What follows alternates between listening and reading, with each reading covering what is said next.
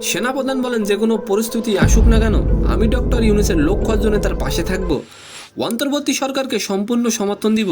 দোস্ত, অন্যদিকে মিরপুর মাঠ পর্যবেক্ষণ করলেন দক্ষিণ আফ্রিকার প্রতিনিধি দল। তবে এরই মধ্যেই আলোচনা এই সিরিজে সাকিব আল হাসান খেলবেন তো। সালাম, নমস্কার দোস্ত। দেশের যে কোনো পরিস্থিতিতে ডক্টর ইউনূসের নেতৃত্বে গঠিত অন্তর্বর্তী সরকারকে সমর্থন দেওয়ার প্রতিশ্রুতি দিয়েছেন সেনাপ্রধান ওয়াকারুজ্জামান। দোস্ত, রয়টার্সকে দেওয়া এক সাক্ষাৎকারে একথা বলেন তিনি। আগামী 1 থেকে 1.5 বছরের মধ্যেই গণতন্ত্রের একটি উত্তরণ ঘটাতে হবে উল্লেখ করে ধৈর্য ধরার আহ্বান জানান তিনি। আচ্ছা, ডক্টর মোহাম্মদ ইউনূসকে আপনি কতদিন ক্ষমতায় দেখতে চান অবশ্যই কমেন্ট করে যাবেন। প্রধান উপদেষ্টা ডক্টর ইউনূসের সঙ্গে তার খুব ভালো সম্পর্ক রয়েছে বলে তিনি জানান। প্রতি সপ্তাহে তারা একবার বৈঠক করেন। তিনি বলেন, আমরা যদি একসঙ্গে কাজ করি তবে আমাদের ব্যর্থ হওয়ার কোনো কারণ নেই। দেশের স্থিতিশীলতা ফেরাতে অন্তর্বর্তী সরকারকে সেনাবাহিনী সহযোগিতা দিচ্ছে এবং ভবিষ্যতে দেবে।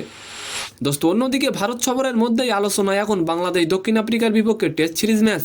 বাংলাদেশ সফরকে সামনে রেখে নিরাপত্তা পরিদর্শনে এসেছেন আফ্রিকার প্রতিনিধি দল। তবে এরই মধ্যে আলোচনা এই সিরিজে সাকিব আল হাসান খেলবেন তো।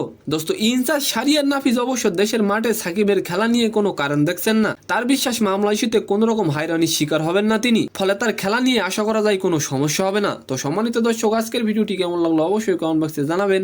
আর ভিডিওটি যদি ভালো লাগে অবশ্যই একটি লাইক দিয়ে আমাদের চ্যানেলটিকে সাবস্ক্রাইব করে দিবেন। ধন্যবাদ।